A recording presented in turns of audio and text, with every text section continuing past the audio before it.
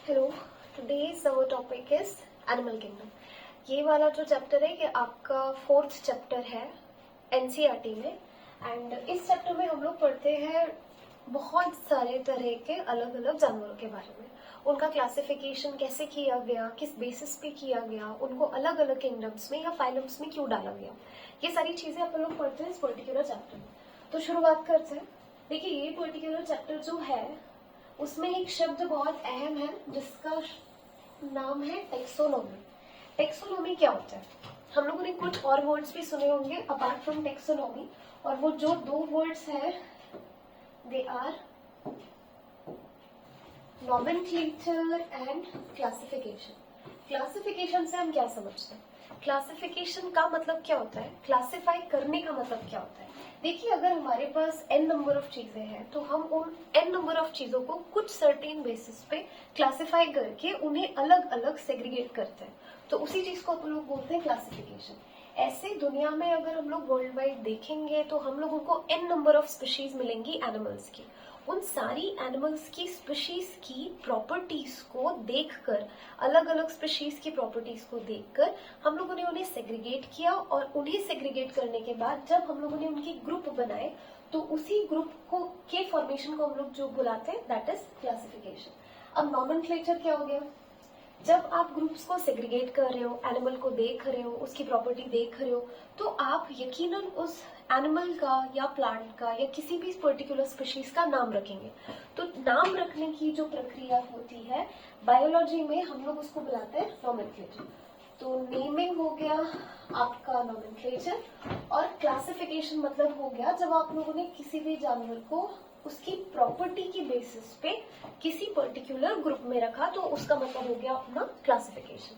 Taxonomy जो रहती है इन दोनों चीजों के साथ, that is nomenclature and classification के साथ डील करती है।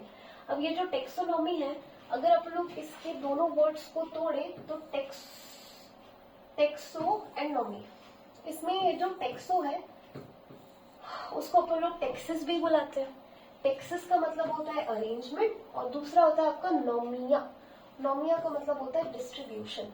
तो टेक्सोनॉमी जो है इसमें अपन लोग स्टडी करते हैं, या ये पर्टिकुलर साइंस की जो ब्रांच है वो डील करती है नोमेनक्लेचर एंड क्लासिफिकेशन से।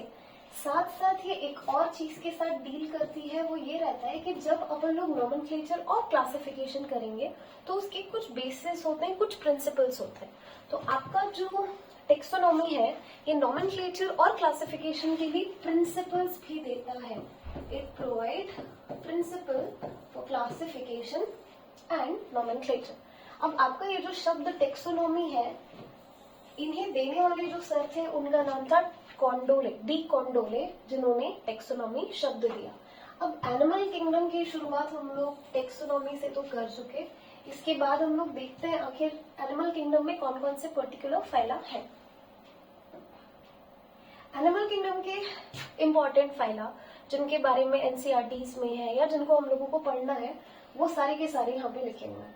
पहले फाइले के बारे में अगर हम लोग बात करें तो इट इज प्रोटोजोआ। आप लोग देख ही रहे हो, ये रहा आपका प्रोटोजोआ।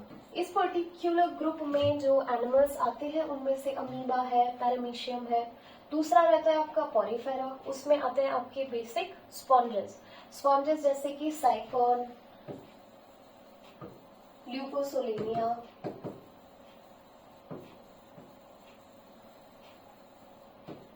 ये सब आएंगे आपके पॉरीफेरा ग्रुप में। तीसरा जो रहता है आपका वो है सीलेंट्रेटा। सीलेंट्रेटा में आता है हाइड्रा, जेलीफिश।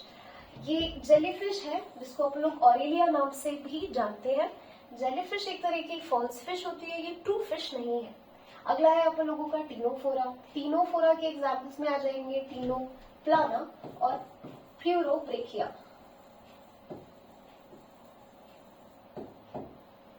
फिर अगला आता है आपका प्लेटीहेल्मिन्थस। प्लेटीहेल्मिन्थ में आ जाएंगे आपके जितने भी फ्लैटवर्म्स हैं वो सारे के सारे। फ्लैटवर्म्स में अगर अपन लोग बात करें तो इसमें आपका एग्जांपल आ जाएगा टेपवर्म।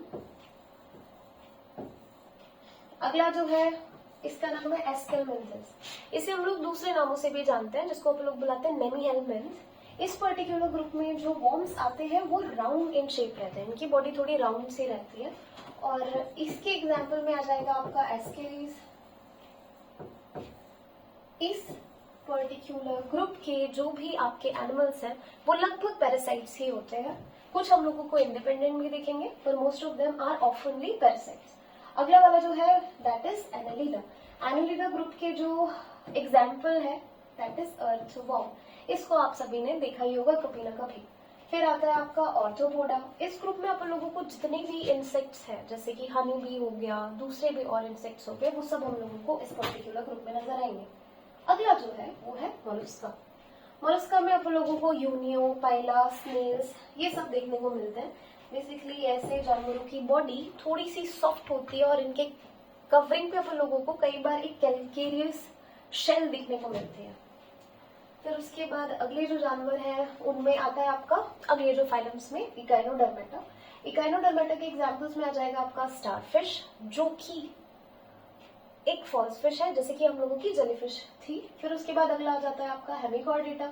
उसके एग्जाम्पल में आ जाता है बेलेनोग्लॉसिस, सेकग्लॉसिस।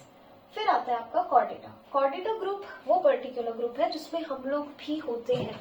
इसके अदर एग्जाम्पल्स में आ जाएंगे फिशेस, फ्रॉग्स, ह्यूमन ऑल्सो। अब हम लोगों ने यहाँ पे देखे आपके कितने सारे फाइलास हैं, आप तो देख ही सकते हो। इट्स लाइक 9 इस पर्टिकुलर पेज पे अपन को देखने को मिल रहे हैं और आपके 3 फाइला इधर पे। तो लगभग हम लोगों के पास पढ़ने के लिए एनिमल किंगडम में 12 फाइला होते हैं। अब इन सब का हम लोग जितने भी जानवर है आपके, हम उनका किसी ना किसी बेसिस पे क्लासिफिकेशन करते हैं, जो कि अपन लोग टेक्सोनॉमी में देख रहे थे। एक एक करके अपन लोग वो बेसिस को देखते हैं। पहला वाला basis of classification is level of organisation. Level of organisation से हम क्या समझते हैं? सबसे पहले हम लोग देख लेते हैं कि कितने तरह के लेवल ऑफ ऑर्गेनाइजेशन होते हैं। जैसा कि आप देख रहे हैं, पहला वाला जो है वो आपका है प्रोटोप्लाज्मिक लेवल, दूसरा वाला है दैट इज सेल्यूलर लेवल, तीसरा है टिश्यू लेवल, चौथा ऑर्गन और पांचवा ऑर्गन सिस्टम, या फिर हम लोग इसको सिस्टम लेवल ऑफ ऑर्गेनाइजेशन भी बुला सकते हैं। लेवल ऑफ ऑर्गेनाइजेशन में हमें क्या समझना है? देखो, हमारे पास पूरे के पूरे 12 फाइलम है। अब इसमें जितने भी जानवर हैं, जब अपन लोग उनको ग्रुप कर रहे थे या फिर क्लासिफाई कर रहे थे, तो हम लोगों ने एक बेसिस ये भी चुना कि उनका लेवल ऑफ ऑर्गेनाइजेशन कैसा है। एक जैसे लेवल ऑफ ऑर्गेनाइजेशन वाले एनिमल्स को हम लोगों ने सेग्रीगेट करके एक एक पर्टिकुलर ग्रुप में डाला या फिर एक एक फाइलम में डाला। तो अब पहला अपन लोग देखते हैं प्रोटोप्लाज्मिक लेवल। इसका क्या मतलब है? प्रोटोप्लाज्मिक लेवल ऑफ ऑर्गेनाइजेशन वाले जितने भी एनिमल्स होते हैं वो क्या करते हैं? देखिए, प्रोटोप्लाज्म आप लोग जानते हैं सर्टेनली, अगर ये सेल मेम्ब्रेन है आपकी, तो सेल मेम्ब्रेन के अंदर हम लोगों को न्यूक्लियस देखने को मिलता है जिसमें डीएनए होता है, और बाकी अपन लोगों को जो चीज देखने को मिलती है दैट इज साइटोप्लाज्म, जिसको अपन लोग प्रोटोप्लाज्म भी बुलाते हैं। तो ऐसे जानवर जिनमें प्रोटोप्लाज्म सारी की सारी एक्टिविटीज, सारी की सारी तरह की मेटाबॉलिक एक्टिविटीज परफॉर्म कर पाए, वैसे एनिमल्स को अपन लोग बुलाते हैं प्रोटोप्लाज्मिक लेवल वाले एनिमल्स। इसका ये मतलब हो गया कि इनका जो सिंगल सेल है वो सारी एक्टिविटीज परफॉर्म कर पाएगा, जैसे कि रेस्पिरेशन, एक्सक्रीशन, रिप्रोडक्शन, लाइकवाइज और भी जितनी भी आपकी बेसिक फिजियोलॉजिकल एक्टिविटीज है। जब आपका एक पर्टिकुलर सेल करने में सक्षम हो, तो अपन लोग ऐसे जानवरों को बुलाते हैं प्रोटोप्लाज्मिक लेवल ऑफ ऑर्गेनाइजेशन वाले एनिमल्स। हम लोगों ने अभी अभी जो बहुत सारे फाइला देखे थे, उनमें से ये जो पहला वाला एनिमल है दैट इज प्रोटोजोआ, उसमें आप लोगों को देखने को मिलता है प्रोटोप्लाज्मिक लेवल ऑफ ऑर्गेनाइजेशन। तो यहाँ पे इसका जो एग्जाम्पल होगा दैट इज प्रोटोजोआ।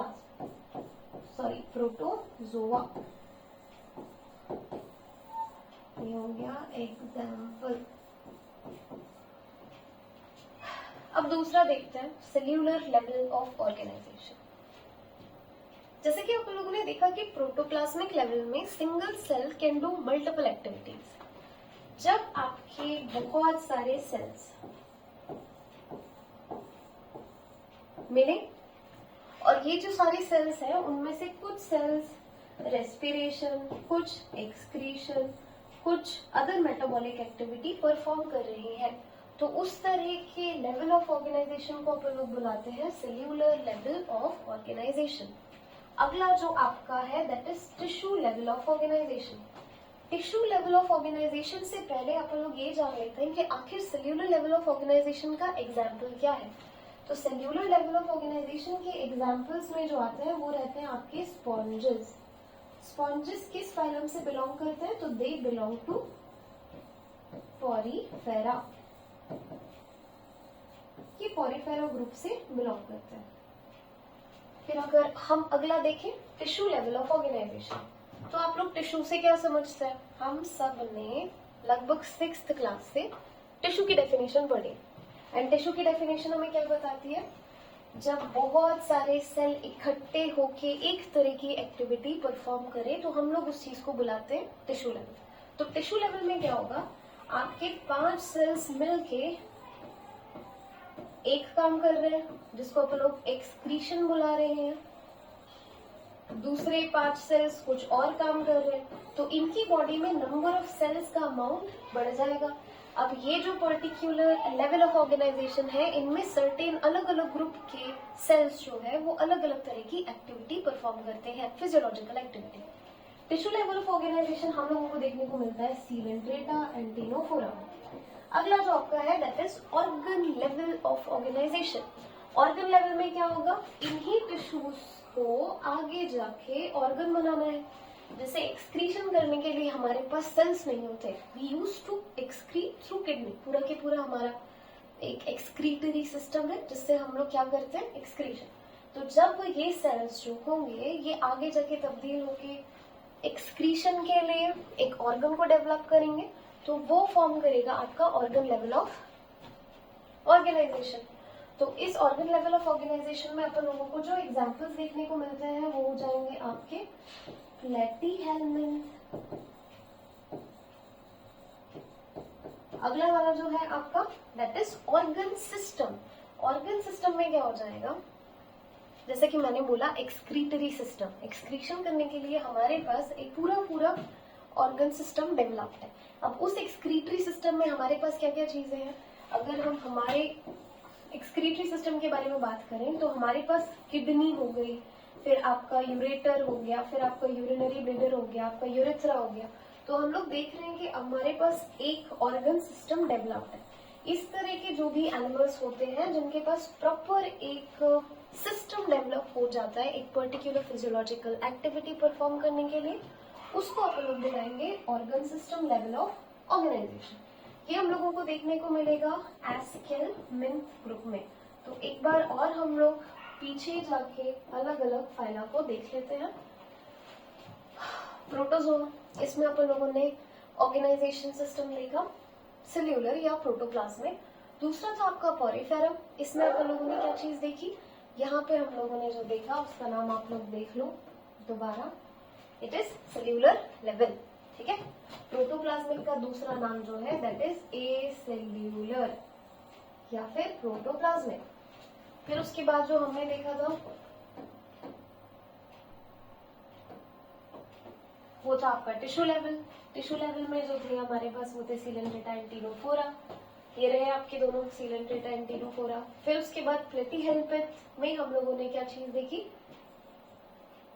ऑर्गन। और उसके बाद एस्केलमिन्थ में हम लोगों ने जो देखा वो था organ system level of organisation. तो हम लोगों ने यहाँ पे बेसिस ऑफ क्लासिफिकेशन में एक चीज खत्म करी और वो थी लेवल ऑफ ऑर्गेनाइजेशन। आइए अब अगला बेसिस ऑफ क्लासिफिकेशन देखते हैं जो है बॉडी प्लान। बॉडी प्लान का क्या मतलब होता है? बॉडी प्लान का मतलब होता है कि आपकी जो बॉडी बन रही है या जिस स्ट्रक्चर में आपकी बॉडी है वो आखिर किस तरह की है। पहला अगर अपन लोग देखें तो ये 3 में क्लासिफाइड है। नाम है इनके सेल एग्रीगेट, दूसरा वाला है ब्लाइंड सेक, तीसरा वाला है ट्यूब विद इन ट्यूब। अब एक एक करके इनका मतलब समझते हैं। देखिए सेल एग्रीगेट अपन लोगों को स्पॉन्जेस में देखने को मिलता है। इनमें क्या होता है? बॉडी जो रहेगी उसमें कैविटी भी अपन लोगों को देखने को मिलेगी और साथ ही साथ अपन लोगों को यहाँ पे ढेर सारे छेद देखने को मिलेंगे। तो जो भी चीज है इस कैविटी के अंदर, कैविटीज को जनरली अपन लोग सील बुलाते हैं या फिर सीलोम बुलाते हैं। तो इस कैविटी के अंदर जो भी चीज है वो आएगी इन ढेर सारे छोटे छोटे छेदों के जरिए और इस बड़े छेद से बाहर निकल के जाएगी। ठीक है, तो यहाँ पे अपन लोगों को सिंगल कैविटी तो देखने को मिल रही है, लेकिन उसकी मल्टीपल ओपनिंग्स है और एक सिंगल एग्जिट है। और सेल एग्रीगेट, अगर आप इस पूरे वर्ड को देखोगे तो इसमें क्या हो रहा है, ढेर सारे सेल्स जो है वो आपस में जुड़े हुए हैं और उन्होंने कुछ इस तरह की बॉडी बना रखी है, एक इस तरह का बॉडी प्लान क्रिएट कर रखा है। ये हम लोगों को देखने को मिलता है स्पॉन्जेस में। तो पहला वाला हम लोगों ने देख लिया, इसमें क्या है, ढेर सारे सेल्स आपस में ज्वाइंट हुए एक दूसरे से, उन्होंने छोटे छोटे छेद बिटवीन द सेल्स, जो छोटे छोटे छेद थे उससे कोई भी चीज अंदर जाएगी और फिर उसके बाद वो एक पर्टिकुलर कैविटी जिसको हम लोग सीलोम बुलाते हैं उसमें जाने के बाद एक आउटलेट से बाहर हो जाएगा। ठीक है, अगला वाला है ब्लाइंड सैक। अगर मैं ब्लाइंड सैक बॉडी प्लान बनाऊं तो वो जरा इस तरह का होगा। ब्लाइंड सैक बॉडी प्लान में क्या होगा, यहाँ पे एक ही ओपनिंग रहेगी और आपकी ओपनिंग ही आपका एग्जिट भी रहेगा। जहां से कोई भी चीज अंदर की तरफ एंटर हो रही है उस पर्टिकुलर पोर से ही चीजें बाहर जाएगी। तो यहाँ पे आप लोगों को मल्टीपल ओपनिंग देखने को नहीं मिल रही है। इसके एग्जाम्पल्स जो है दैट इज सीलेंट्रेटा से प्लेटिहेल्मिंथ तक जितने भी एनिमल्स आते हैं उनमें हम लोगों को ब्लाइंड सैक बॉडी प्लान ही देखने को मिलता है। मतलब क्या है, कैविटी या सीलोम तो जो रहा वो एक ही है, लेकिन उसकी जो ओपनिंग और एग्जिट है वो भी सिंगल ही है। जहां से ओपनिंग होगी वहीं से एग्जिट देखने को मिल रहा है। वहीं पर जब आप सेल एग्रीगेट में देख रहे थे तो यहाँ पे कैविटी एक थी आपकी, ये आपकी कैविटी, और उस कैविटी में जाने के लिए ढेर सारे छोटे छोटे छेद और उस कैविटी से बाहर जाने के लिए एक थोड़ा सा बड़ा पोर।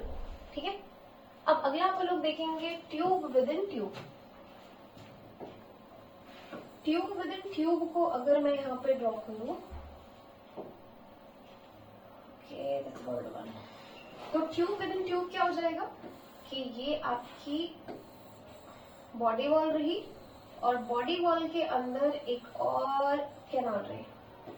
तो यहाँ से कोई भी चीज एंटर करेगी और इस कैनाल से एग्जिट कर जाएगी, जैसे कि हम में होता है।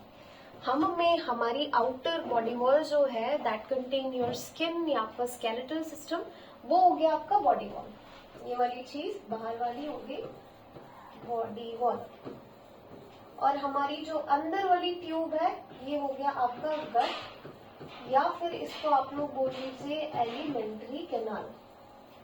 ये एलिमेंट्री कैनाल आपकी बॉडी में जिस पोर से ओपन होती है आप उस पोर को बुला सकते हैं माउथ, और जहां से इसका एग्जिट होता है आप उस जगह को एनस बुला सकते हैं।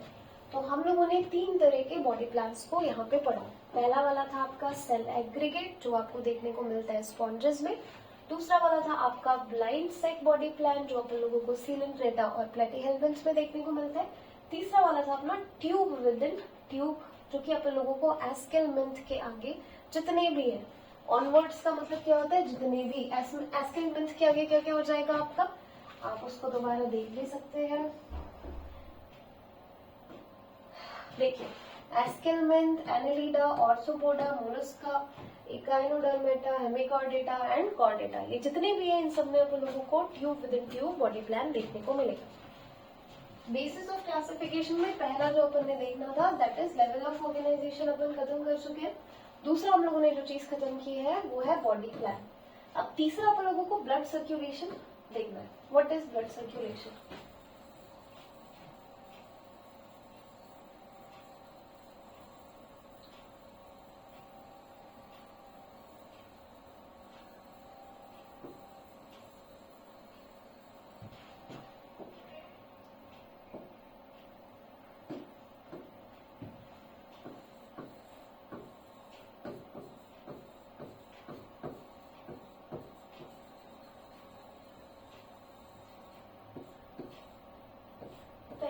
बात करते हैं ब्लड सर्कुलेशन है क्या। जितने भी एनिमल्स हो गए उन सब में अपन लोगों को ब्लड सर्कुलेशन कहीं ना कहीं देखने को मिलता है। ब्लड सर्कुलेशन नहीं होगा तो उनकी बॉडी में कुछ और तरह का सिस्टम या सर्कुलेशन होगा जिससे चीजें उनकी बॉडी में, पूरी बॉडी में सर्कुलेट हो सके। तो पहले अपन लोग देखते हैं कितने तरह के हैं, 2 तरह के, पहला है ओपन टाइप और दूसरा क्लोज टाइप। आखिर ये जो ब्लड सर्कुलेशन में रहा आपका, ये जरूरी क्यों है? तो ब्लड सर्कुलेशन इसलिए इम्पोर्टेंट है क्योंकि ब्लड सर्कुलेशन के जरिए हमारी बॉडी में बहुत सारी चीजें ट्रांसपोर्ट होती हैं। कौन कौन सी चीजें आपकी बॉडी में ट्रांसपोर्ट होंगी? तो पहली चीज होगी डिफरेंट टाइप की गैसेस, दूसरा क्या हो गया, हीट, तीसरा हो गया न्यूट्रिशन। ये सारा हमारी बॉडी में ट्रांसपोर्ट हो रहा है थ्रू ब्लड सर्कुलेशन। 2 तरह के ब्लड सर्कुलेशन हमारी बॉडी में देखने को मिलता है। पहला वाला रहा आपका ओपन टाइप और दूसरा वाला रहा आपका close type. Open type of blood circulation में हम लोगों को क्या देखने को मिलता है? देखिए, इस तरह के ब्लड सर्कुलेशन को जब अपन लोग स्टडी करते हैं तो यहाँ पे ब्लड सर्कुलेट हो तो रहा है, लेकिन ये ब्लड जा रहा है डायरेक्टली, जितने भी ऑर्गन्स हैं वो डायरेक्ट इसमें डूबे हुए हैं। ठीक है, किसी भी तरह की पाइप सिस्टम नहीं है, किसी भी तरह का पाइप अरेंजमेंट नहीं है। जितने भी आपके ऑर्गन्स हैं वो ब्लड में वैसे ही डूबे हुए हैं, डायरेक्टली ब्लड के टच में। दूसरा अपन लोगों का क्लोज टाइप जो रहता है, इसमें अपन लोगों का ब्लड जो रहता है वो अरेंज्ड फॉर्म में जाता है, एक सीक्वेंशियल फॉर्म में मूव करेगा, बाकी मेम्ब्रेन के थ्रू डिफ्यूज होके दूसरे टिश्यूज तक जाएगा, लेकिन कोई भी ऑर्गन डायरेक्टली ब्लड के कांटेक्ट में नहीं होगा। अगर मैं क्लोज टाइप को पहले समझाऊं तो इसको थोड़ा सा समझिएगा। यहाँ पे अपन लोगों को ब्लड कहाँ से कहाँ मूव होता नजर आता है। चलिए, आपका ब्लड हार्ट से निकल के आर्टरी में गया, अब ब्लड आर्टरी के बाद आर्टीरियोल में जाता है, आर्टीरियोल के बाद आपका ब्लड जाता है कैपिलरी, कैपिलरी के बाद आपका ब्लड आता है वीन्यूल्स में, वीन्यूल के बाद आपका ब्लड आएगा वेन में, और वेन से होता हुआ आपका ब्लड चला जाएगा आपके हार्ट में। तो यहाँ पे अपन लोग ब्लड का मूवमेंट या फिर ट्रांसपोर्टेशन जहां जहां देख रहे हैं वो एक एक तरह के पाइपलाइन या टनल्स या फिर चैम्बर्स हो गए जहां से ब्लड मूव करके जाता है। ये जो पर्टिकुलर जगह आप देख रहे हैं कैपिलरी, यहाँ से आपका ब्लड डिफ्यूज होके ऑर्गन्स या फिर स्किन तक जाता है, लेकिन कोई भी ऑर्गन ब्लड के डायरेक्ट कांटेक्ट में नहीं है।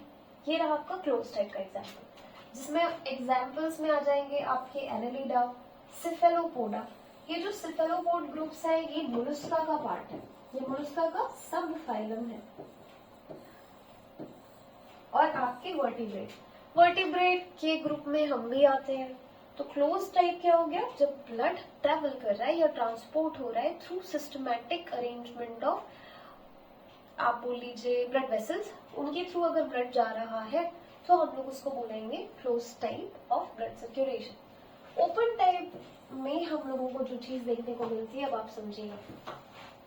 अगर मैं यहाँ पे हार्ट लिखूं तो हार्ट के बाद ब्लड गया आर्टरी, आर्टरी के बाद ब्लड गया आर्टीरियोल, और फिर उसके बाद वो खाली स्पेस जिसको अपन लोग बुलाते हैं साइनस, उसमें चले जाएगा।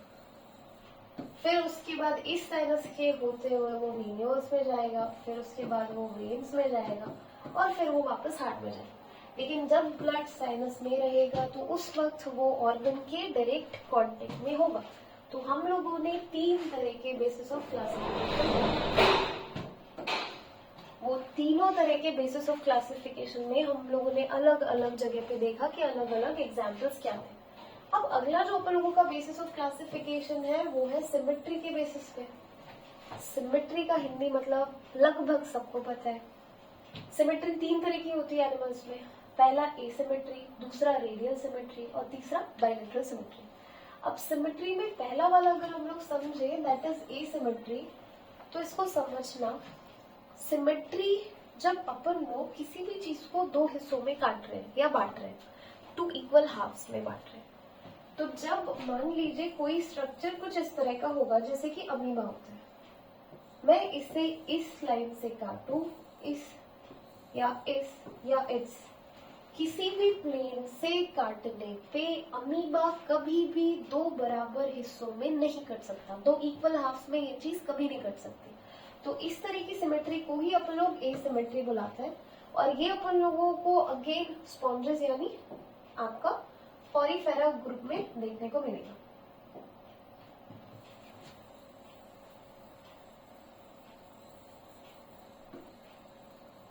अगला जो है वो है आपका रेडियल सिमेट्री। तो रेडियल सिमेट्री में क्या चीज नजर आ रही है आप लोगों को वो देख लेते हैं। रेडियल सिमेट्री जो है इसमें क्या हो रहा है, चीजों का शेप थोड़ा राउंड सा समझ लेते हैं हम लोग।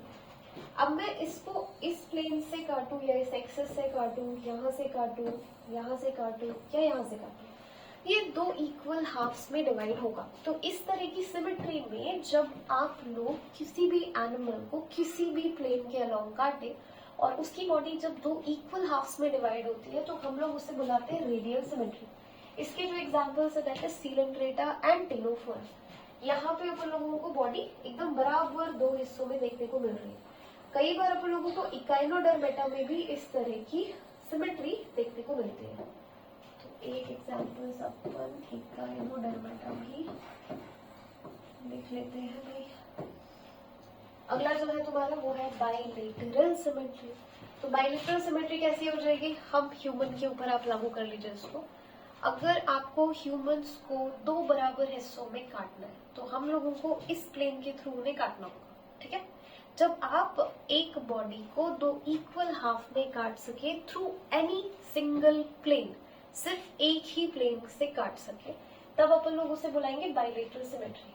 अब यहाँ रेडियल और बाइलेटरल में डिफरेंस क्या हो गया, यहाँ पे सिंगल प्लेन से काट रहे थे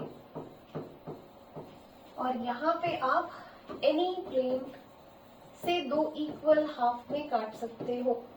एसिमेट्री क्या हो गया, जब आप दो इक्वल हाफ्स में काट ही नहीं सकते तो उस तरह की सिमेट्री को हम लोग बुलाते हैं एसिमेट्री।